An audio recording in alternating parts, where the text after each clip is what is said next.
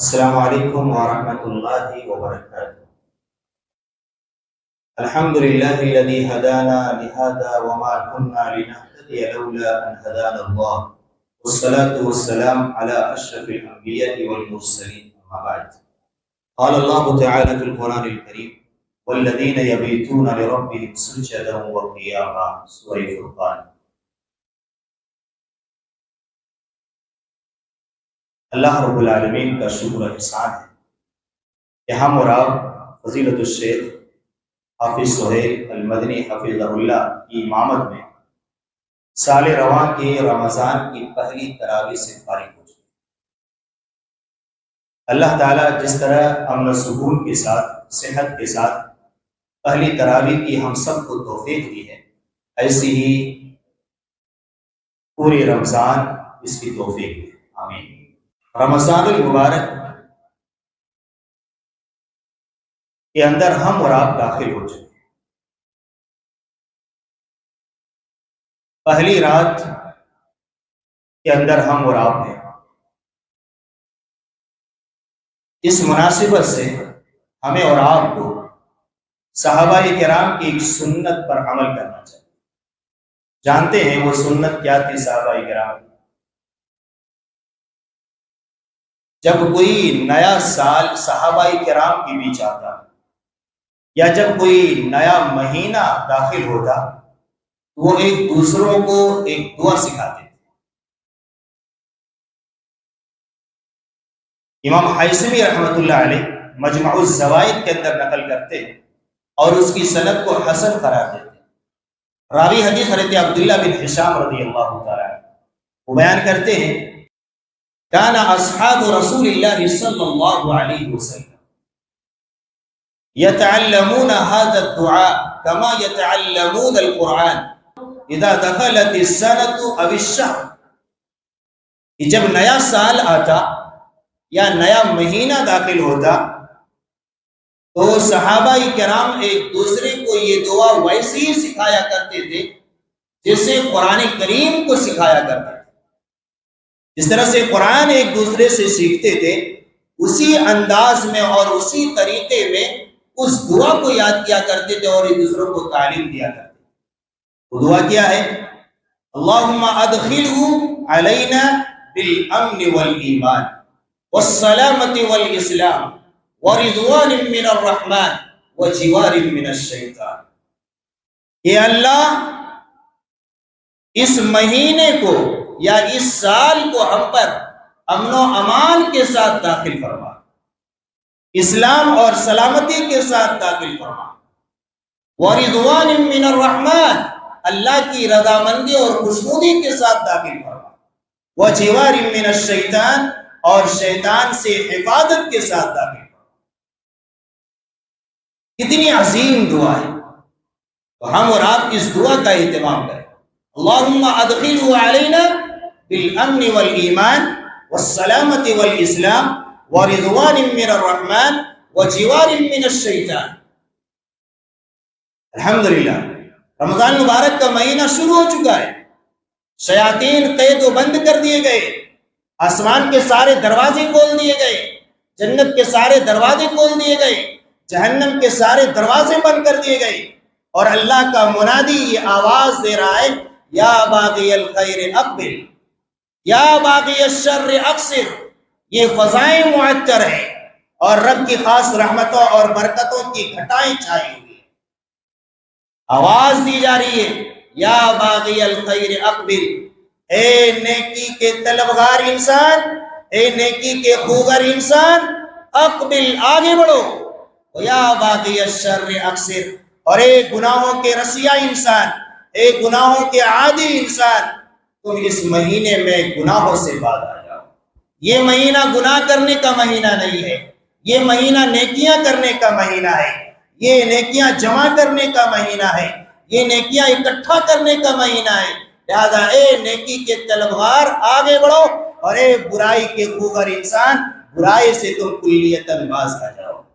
لہذا اس غیبی ندا پر ہمیں اور آپ کو لبیک کہتے ہوئے اس ماہ مقدس کا استقبال ایک نئی امنگ کے ساتھ کرنا چاہیے، اور اس سے جذبے کے ساتھ جوش و خروش کے ساتھ ہم اور آپ اس ماہ کا استقبال کریں کہ ہمارے اندر تبدیلی آئے، ہمارے اندر اصلاح آئے۔ اس جذبے کے ساتھ ہم اور آپ اس رمضان المبارک میں داخل ہونے کی کوشش کریں۔ آپ سب کو معلوم ہے کہ اس سال رمضان المبارک کی مناسبت سے آپ کے سامنے خصوصی درس کا اہتمام کیا گیا ہے، جس میں ایک لمبی فہرست ہے عنوان کا، 30 دن کا 30 عنوان ہے، سلگتا ہوا عنوان اور ابھرتا ہوا عنوان۔ انہی عنوان میں سے پہلا عنوان ہے قیام رمضان اور ہمارا معاشرہ۔ ہم اور آپ آج کے قیام اللیل سے فارغ ہو گئے۔ اللہ تعالی ہماری اس قیام اللیل کو قبول فرمائے۔ ربنا تقبل منا انک انت السمیع العلیم۔ آپ کے سامنے پورے ایک پارے کی تفسیر، پورے ایک پارے کی تلاوت کی گئی، اور اس پورے ایک پارے کے اندر ایک آیت کریمہ آپ نے دیکھا، ربنا تقبل منا انک انت السمیع العلیم۔ اس سے پتہ یہ چلتا ہے کہ انسان جب عبادتوں کو انجام دے تو اللہ رب العالمین سے اس کی قبولیت کی دعا بھی کرے۔ حضرت ابراہیم علیہ السلام، حضرت اسماعیل علیہ السلام خانہ کعبہ کی تعمیر کر رہے تھے، اللہ کے حکم سے کر رہے تھے، اللہ کے اذن سے کر رہے تھے، اس عمل کی قبولیت میں ذرہ برابر بھی شک نہیں، لیکن پھر بھی اللہ تعالیٰ سے دعا کر رہے ہیں ربنا تقبل منا انک انت السمیع العلیم۔ تو عبادتوں کو انجام دینا جہاں ایک کمال کی بات ہے، وہی عبادتوں کی قبولیت کی دعا اللہ رب العالمین سے کرنا یہ اس سے بڑھ کر کمال کی دلیل ہے اور کمال کی علامت ہے۔ اس لیے عبادتوں سے فراغت کے بعد، چاہے وہ فرض عبادت ہو، نفل عبادت ہو، روزہ ہو، صدقہ و خیرات ہو، حسن اخلاق ہو، حسن گفتار ہو، جو بھی عبادتوں کی شکلیں ہیں، ہمیں اور آپ کو اس کی فراغت کے بعد اللہ تعالیٰ سے دعا کرنی چاہیے ربنا تقبل منا انک انت السمیع العلیم۔ قیام اللیل یہ کوئی نئی نماز نہیں، یہ کوئی نئی نماز نہیں ہے۔ رمضان مبارک کی مناسبت سے اس کا نام دیا جاتا ہے نماز تراویح یا قیام رمضان، اور عام دنوں میں ہم اور آپ اس کا نام کیا دیتے ہیں؟ تہجد، نماز تہجد یا صلاۃ اللیل یا قیام اللیل۔ اس نماز کی بڑی اہمیت ہے۔ ایک حدیث کے اندر اللہ کے رسول صلی اللہ علیہ وسلم نے بیان فرمایا، صحیح مسلم کی حدیث کے الفاظ ہیں، حدیث نمبر 1163، اللہ کے رسول صلی اللہ علیہ وسلم بیان فرماتے ہیں افضل الصلاۃ بعد الفریضہ صلاۃ اللیل۔ فرض نماز کے بعد اگر کوئی نماز افضل ترین نماز ہے تو وہ ہے قیام اللیل، وہ ہے نماز تراویح، وہ ہے قیام رمضان، وہ ہے نماز تہجد، رات کی نماز۔ یہ سب سے افضل ترین نماز ہے فرض نماز کے بعد۔ فرض نماز کے بعد اللہ کے رسول صلی اللہ علیہ وسلم عام دنوں کی طرح اس رمضان کی مناسبت سے بھی قیام اللیل کیا کرتے تھے۔ اور آپ کا طریقہ کار کیا رہا؟ آپ کتنی رکعت رمضان المبارک کی مناسبت سے قیام اللیل نماز تراویح ادا کیا کرتے تھے؟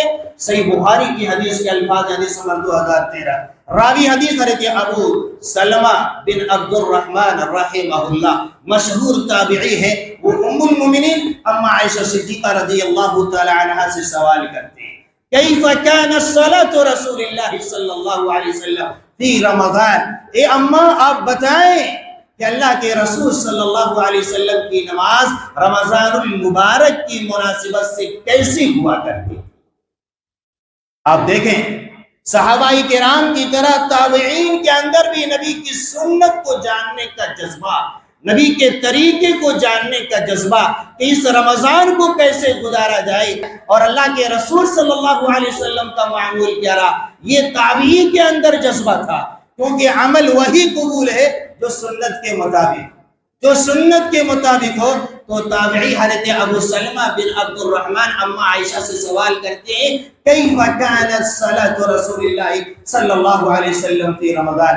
اما عائشہ کا جواب تھا ما کان یزید فی رمضان ولا فی غیرہ علی 11 رکعہ، چاہے رمضان ہو یا رمضان کے علاوہ ہو، آپ صلی اللہ علیہ وسلم 11 رکعات ادا کیا کرتے تھے، جیسا کہ ہم اور آپ آج کی نماز 11 رکعت سے فارغ ہو چکے ہیں۔ یہ اللہ کے رسول صلی اللہ علیہ وسلم سے محبت کی سچی دلیل ہے کہ نبی کی سنت کا اتباع کی جائے، نبی کی سنت کو تلاش کیا جائے اور نبی کی اتباع اور پیروی کیا جائے، ہوتے ہوئے مصطفیٰ کی گفتار مت دیکھ کسی کا قول و کردار، ہوتے ہوئے مصطفیٰ کی گفتار مت دیکھ کسی کا قول و کردار، کی محمد سے وفا تو لے تو ہم تیرے ہیں، یہ جہاں چیز ہے کیا لوح و قلم تیرے ہیں۔ تو نبی سے محبت کی دلیل کیا ہے کہ رمضان المبارک کی مناسبت سے بھی 11 رکعت نماز تراویح ادا کی جائے، جیسا کہ آپ صلی اللہ علیہ وسلم نے ادا بھی کیا، صحابہ کرام نے ادا کیا، اور آپ صلی اللہ علیہ وسلم نے اپنی امت کو اس کی رغبت دلائی اور اس کی تلقین فرمائی۔ یہ ہے نبی کریم صلی اللہ علیہ وسلم سے سچی محبت، کہ نبی کی سنت کو تلاش کیا جائے اور اس کی اتباع اور پیروی کی جائے۔ اس نماز کی بڑی اہمیت ہے، اللہ تعالیٰ نے ایسوں کی تعریف کی ہے۔ یہاں جو لوگ بیٹھے ہوئے ہیں اور جنہوں نے بھی قیام اللیل کا اہتمام کیا ہے، اللہ کے نزدیک بڑے محبوب اور پسندیدہ ہے۔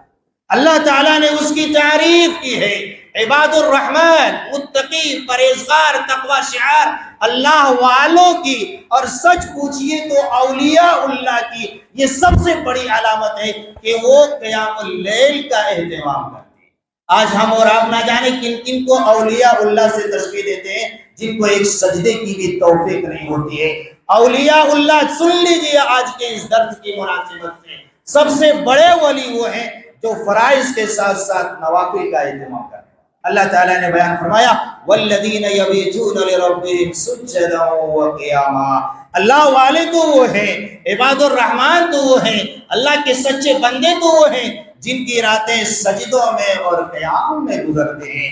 اللہ تعالیٰ نے ایسے متقی اور پرہیزگار لوگوں کی بشارت سناتے ہوئے بیان فرمایا ان المتقین فی جنات وعیون، بے شک متقی لوگ، پرہیزگار لوگ باغات میں ہوں گے، چشموں میں ہوں گے، ان کی نشانیاں کیا ہوں گی، ان کی علامتیں کیا ہوں گی، ان کے قیام کیا کیا ہوں گے، انہوں نے دنیا میں کیا کیا عمل کیا ہوگا۔ اللہ تعالیٰ نے سورہ زاریات کی اسی آیت کریمہ کے آگے بیان فرمایا کانوا قلیلا من اللیل ما یہجعون، وہ راتوں کو بڑے کم سویا کرتے ہوں گے، راتوں کو اٹھ کر کے عبادت کیا کرتے ہوں گے، وبالاسحار هم یستغفرون، اور وقت سحر میں اٹھ کر کے اللہ رب العالمین سے دعا اور مناجات کر رہے ہوں گے۔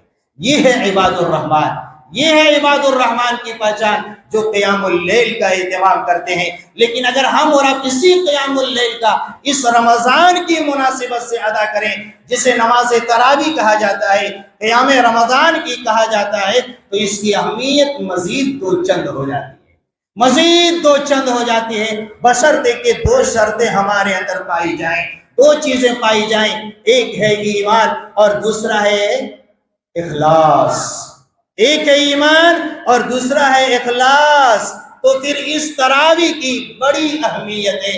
اللہ کے رسول صلی اللہ علیہ وسلم نے بیان فرمایا من قام رمضان ایمانا واحتسابا غفر له ما تقدم من ذنبه، کہ جنہوں نے ایمان کے ساتھ اور اخلاص کے ساتھ، اس نے نیت کے ساتھ قیام رمضان کیا، رمضان المبارک میں قیام اللیل کا اہتمام کیا، نماز تراویح کا اہتمام کیا، غفر له ما تقدم من ذنبه، اس کے سابقہ سارے چھوٹے چھوٹے گناہ بخش دیے جائیں گے۔